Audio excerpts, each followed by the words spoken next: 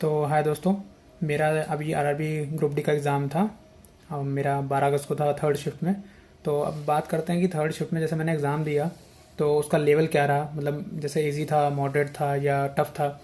तो कई बच्चों ने एग्ज़ाम दिया होगा और 12 अगस्त की जो थर्ड शिफ्ट के हैं उसका एनालिसिस भी प्रॉपर तरीके से अभी तक मेरे हिसाब से किसी यूट्यूब चैनल पे तो नहीं मिला है ढंग से। तो बच्चे परेशान होंगे। तो मेरे हिसाब से जो पेपर रहा है वो मॉडरेट लेवल का तो है ही, इजी तो नहीं था। क्योंकि इजी पेपर की पहचान ये होती है कि बच्चे जब पेपर दे के आते हैं उन्हें क्वेश्चंस याद रहते हैं। वो क्वेश्चंस याद रहते हैं, वो क्वेश्चंस बताते हैं यूट्यूब वालों को, टीचर्स को, और वो टीचर फिर उसका एनालिसिस कराते हैं। तो 12 अगस्त को थर्ड शिफ्ट में जो ग्रुप डी का एग्ज़ाम हुआ था, पहली बात तो बच्चों को ज़्यादातर क्वेश्चन याद नहीं रहे। तभी यही, और क्वेश्चन याद क्यों नहीं रहे, क्योंकि क्वेश्चन जो थे थोड़ा टफ लेवल के थे। तो यही रीज़न रहा है कि उसका प्रॉपर जो एनालिसिस नहीं हो पाया। ठीक है। बाकी जो क्वेश्चन आपको अगर थोड़े बहुत आपने पढ़ा होगा तो आपको याद होगा, मतलब जब आपका जो पेपर अगर 12 अगस्त को होगा तो क्वेश्चन जो हैं कुछ कुछ चैनल पे थोड़े बहुत अपलोड कर दिए गए हैं। ठीक है। तो अब देखिए, जैसे मैं आपको बता देता हूँ कि मैथ में क्या था। जो नॉर्मल क्वेश्चन आ रहे हैं पुराने वाले वही आ रहे हैं, बस एक चीज़ और हो गई है। जैसे पहले स्टैटिक्स जो चैप्टर था, मीन मीडियन मोड वाला, उससे इंपेरिकल फॉर्मूला पे क्वेश्चन आता था। इस बार टेबल के फॉर्म में क्वेश्चन आया है ग्रुप डी में भी, और उसमें मतलब एक्स की वैल्यू फाइंड करने को आई थी। तो वो थोड़ा सा चेंज हुआ है।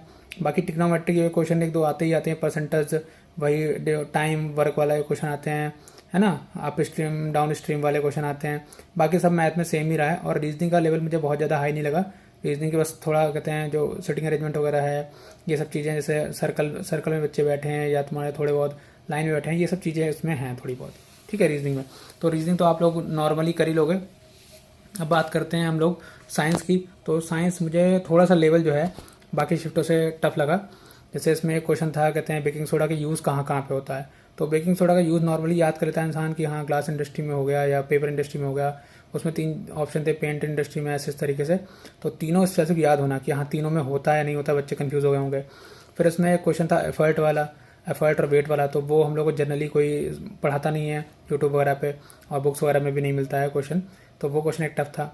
इसके अलावा आपका क्वेश्चन था एक पोटेशियम, कहते हैं परमैंगनेट पे, कि मतलब पोटेशियम परमैंगनेट है, आप लोग उसको कहते हैं, आपके पास अल्कोहल है, उसको हीट कर रहे हो आप लोग अल्कलाइन पर पोटेशियम परमैंगनेट में, तो क्या होगा आपका। ठीक है। तो उसका कलर चला जाता है, पर्पल कलर का होता है। तो इस टाइप के क्वेश्चन आपके साइंस में थे, मतलब ठीक ठाक क्वेश्चन थे साइंस में। बाकी मतलब आपके वो थे, आपके स्टेटमेंट वाले क्वेश्चन थे साइंस में, आपको थोड़ा बहुत समझ के पढ़ के जाना पड़ेगा। फिर आप बात करते हैं इसके अलावा जो हम लोग की और कौन कौन से उसमें क्वेश्चन थे। तो अगर देखते हैं हम लोग, ये क्वेश्चन आपका था, कहते हैं उसमें कहते हैं जीके में अगर बात करें तो जीके में क्वेश्चन जैसे आ रहे हैं यूट्यूब चैनल पे कि अकबर हुमायूं। तो इससे तो कोई क्वेश्चन आया नहीं था। करंट अफेयर से क्वेश्चन थे, 2 तो बुक्स थी। एक शायद था द कास्ट ऑफ कलकत्ता करके क्वेश्चन था, एक वो वाला था कि the star of Calcutta, sorry, कौन सी किसने लिखी है। तो वो सुजाता मासी करके कोई है, उन्होंने लिखी थी। ये क्वेश्चन था। 2 बुक से क्वेश्चन थे, एक एंजल डाउन वाला है जो पुलित्जर प्राइज़ मिला उन्हें, वो वाला क्वेश्चन था आपका। और आपका कहते हैं वही था, आईसीसी वर्ल्ड कप पे क्वेश्चन था। तो इस टाइप के क्वेश्चन आप कहते हैं ग्रुप डी का। तो फिलहाल जो पेपर है मॉडरेट है। 12 अगस्त की बात कर रहा हूँ मैं, थर्ड शिफ्ट की। तो आपके 5 से 6 नंबर बढ़ेंगे। अगर 5 नंबर तो मिनिमम बढ़ने चाहिए अगर आपने इस शिफ्ट में एग्जाम दिया। जैसे अगर आपको लग रहा है कि आप 71 या 72 करेक्ट करके आए हो, तो मेरे हिसाब से आपके 75 या 76 मार्क्स हो जाएंगे। तो अगर आपको लग रहा है 70+ आपका स्कोर है, तो आप आराम से तैयारी करिए आगे की फिजिकल वगैरह की, निश्चिंत होकर। ठीक है। Thank you.